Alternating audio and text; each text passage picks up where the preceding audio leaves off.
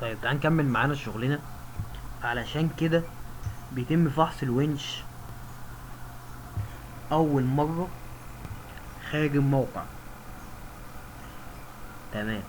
بس عشان كده بيتم فحص الونش اول مرة خارج الموقع. يمكن انا فاكر طلعنا عملنا فحص الكرين بالقنطرة. عارفين القنطرة دي قبل بورسعيد عند قناة السويس، وهناك في موقع سنمار في بورسعيد.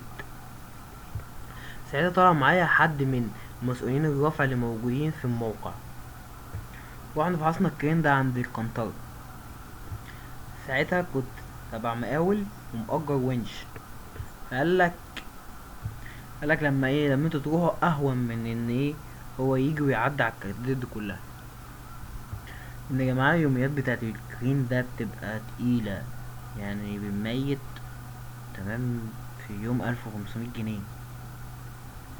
ده بنميت اوي، اللي هو مميت رايح في 60 داهية. وفي 30 ألف جنيه في اليوم على حسب حمولته طبعا.